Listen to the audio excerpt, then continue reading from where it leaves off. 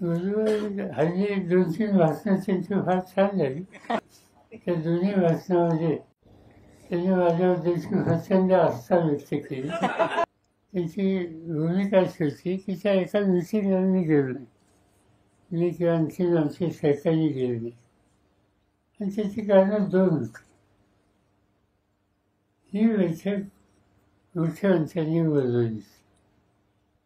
आमच्या वाचनात असं आलं की मुख्यमंत्री आणि त्यांचे सहकारी 20 जिल्ह्यामध्ये 20 का जालना जिल्ह्यामध्ये गेले होते आणि तिथं जे उपोषण चाललं होतं दरांजीचं, त्या उपोषण करणाऱ्यांना ते जाऊन भेटले.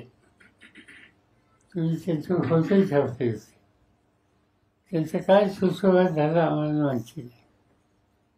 तो सुसंवाद झाल्याच्या नंतर थोड्या दिवसांनी उपोषण सोडलं आणि नव्या मुंबईमध्ये धनंजय पाटील आणि मुख्यमंत्री यांचा एक संयुक्त कार्यक्रम मी पाहिला. तुम्ही कदाचित छापलेला होता तेव्हा माहीत असेल. याचा अर्थ काहीतरी त्यांचा डायलॉग होता तो आम्हाला माहीत नव्हता. दुसऱ्या बाजूला ओबीसीच्या संदर्भात भूमिका मांडणारे एका गृहस्थांनी त्या ठिकाणी उपोषण केलं होतं. त्यांचं उपोषण सोडायला राज्य सरकारचे 4-5 मंत्री ही त्या ठिकाणी गेले होते. त्यांचं काय बोलणं झालं माहिती नाही. तुम्ही छापलं नाही आणि त्यामुळे त्यांच्यातला सुसंवाद आम्हाला माहीत नव्हता. आमचं त्याच्यातल्या मिटिंगला न जाण्याचं कारण एकच होतं की यातल्या दोघांशी सत्ताधारी पक्षाचे लोक बोलत आहेत. एक धनंजय पाटलांशी बोलत आहेत, एक ओबीसीवाल्यांच्याशी बोलत आहेत. आणि दोघांच्यातले काही लोक बाहेर येऊन काही मोठी विधानं करतात. पण त्यांचा प्रत्यक्ष डायलॉग काय झाला, प्रस्ताव काय होता हे ना पब्लिकला माहिती ना आम्हाला माहिती. आणि म्हणून आम्ही असं ठरवलं, जोपर्यंत धनंजय पाटलांना काय कमिटमेंट सरकारने केलेल्या आहेत त्याचं वास्तवचित्र आपल्यापुढे येत नाही. आणि दुसऱ्या बाजूने ओबीसींना जे काही कमिटमेंट केलेले आहेत त्याचं फॅक्च्युअल चित्र आपल्यापुढे येत नाही.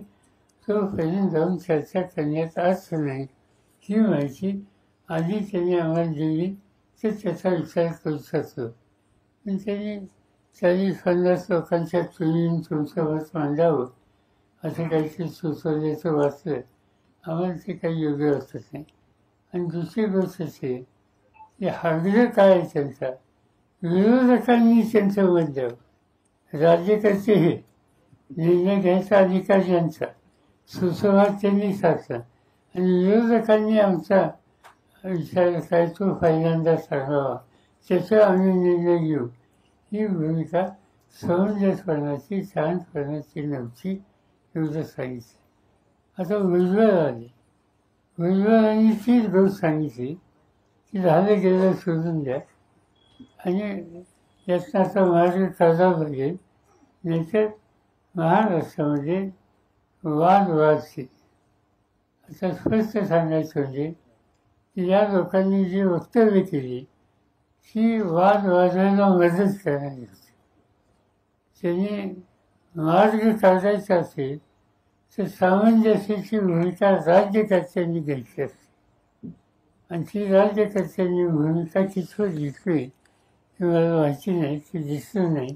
त्याच्यामध्ये आपण बघितलं तर त्याच्यात वाद वाढवण्याची अवस्था त्या ठिकाणी झाली. म्हणजे या सगळ्या गोष्टीच्यामध्ये जे कोणी होते चर्चेला म्हणजे सरकारच्या वतीनं त्याच्यात मुख्यमंत्री होते, भुजबळ होते, देवेंद्र फडणवीस होते, अजित पवार होते आणि आणखीन काही लोक होते.